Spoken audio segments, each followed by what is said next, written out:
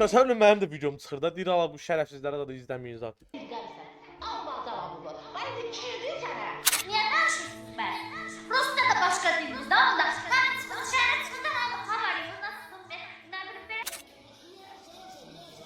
Gel bize tütteşe. Ay, sen de bu boyda olardı o zaman.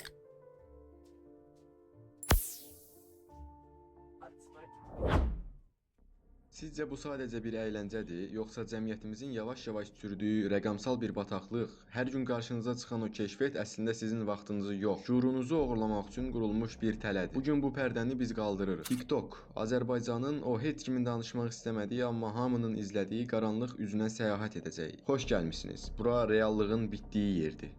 Gəlin səmimi olaq. Telefonu əlimizə alırıq, məqsədimiz bəlkə də 5 dəqiqə başımızı qatmaqdır. Amma bir də ayılırıq ki, artıq gecə olub və biz tanımadığımız, bəlkə də həyatda heç vaxt salam verməyəcəyimiz insanların canlı yayımda bir-birini təhqir etməsinə baxırıq. Özünə yoxsa! Tuva! Qarşığı ver! Qarşığı ver! Azərbaycan TikTok segmenti. Bu ifadəni eşidəndə ağlınıza ilk nə gəlir? Elm, təhsil, incəsənət? Təəssüf ki, yox. Çoxumuzun ağlına ilk gələn şey söyüş, dilənçilik və mənəviyyatsızlıqdır. Amma bu videoda məqsədim kimisə linç etmək deyil. Məqsədim bu fenomenlərin niyə bu qədər məşhurlaşdığını və bizim, bəli, məhz sizin və mənim niyə onları izlədiyimizi anlamaqdır. Bugün Azərbaycanın ən sevilməyən, tənqid olunan, amma topda qalan TikTok tiplərini analiz edəcəyik. TikTok qəhrəmanları. Gəlin Azərbaycan TikTokunun qaranlıq ulduzlarını qruplaşdıraq. Onlar sevilmir, söyülür, amma hamı onları tanıyır və izləyir. Rəqəmsal dilənçilər.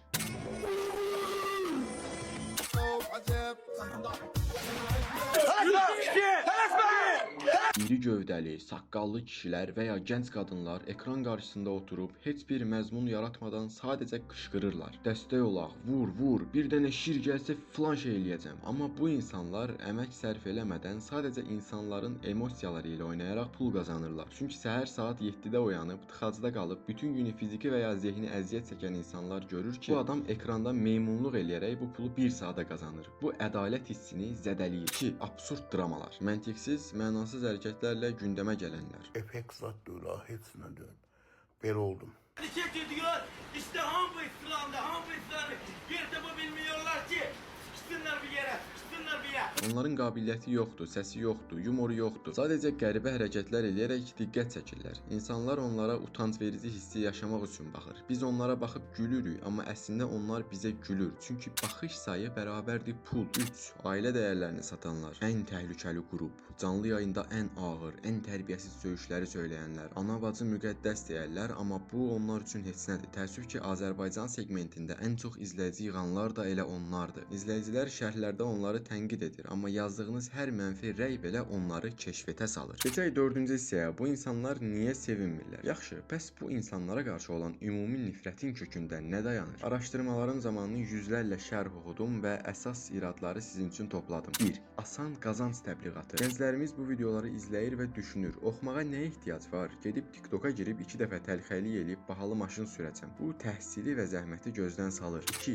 Milli mənəvi dəyərlərin təhqiri. Azərbaycan cəmiyyəti ailəyə, böyüyə, hörmətə önəm verir. Amma TikTokda ən çox izlənən fenomenlər canlı yayında bir-birinin ən məhrəm məsələlərini ortaya dökür. Bu mədəni mentalitetimizi pozur və ölkənin imicinə ağır bir zərbədir. Aqressiya və zorakılıq. O sevilməyən fenomenlərin hamısı aqressivdir. Qışqırırlar, hədə-qorxu gəlirlər. Bu aqressiya ekrandan sızıb evlərimizə, məktəblərimizə dolur. Məktəblilər arasında artan bullyingin bir səbəbi də elə bu TikTok qəhrəmanlarıdır. 4-cü hissə, psixologiya. Bəs biz bunlara niyə baxırıq? İndi gəlin iynəni özümüzə batıraq. Əgər bu adamlar bu qədər sevilmirsə, bəs necə olur ki, canlı yayımlarında 5000, 10000 adam olur? Onları məşhur edən kimdir? Biz. Biz bir şeyə nifrət etsək də ona baxmaqdan özümüzü saxlaya bilmirik. Niyə? Çünki o insanların səviyyəsizliyini görəndə özümüzü onlardan daha ağıllı və səviyyəli hiss eləyirik. Beynimiz deyir, bax sən belə deyilsən, şükürlər olsun. Bu da bizim egomuza sığal çəkir. TikTok alqoritmi sizi daim gərginlikdə saxlayır. O davalar, o qışqırıqlar beyninizdə həyəcan siqnalları yaradır. Siz nəticəni görmək üçün sona qədər izləyirsiniz. O sevilməyən fenomenlər bunu çox yaxşı bilirlər. Onlar bilərəkdən sizi qıcıqlandırır. Sizin yazdığınız hər mənfi rəy onların cibinə girən pul deməkdir. Onlar ləyaqətini satıblar, bəli.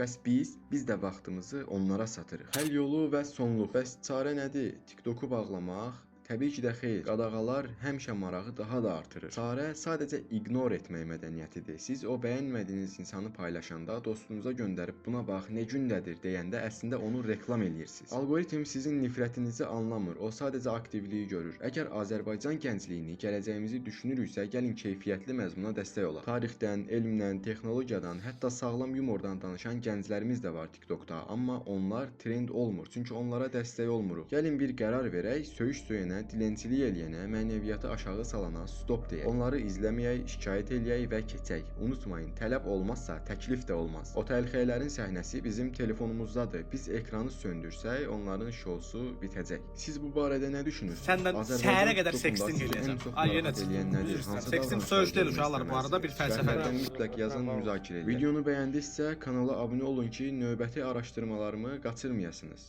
Mən Myugu. Hələlik. Qardaşım halaldır sənə. Sən kanalı batıran uşaqlar. Girib abunə ola bilərsiniz qardaşımıza.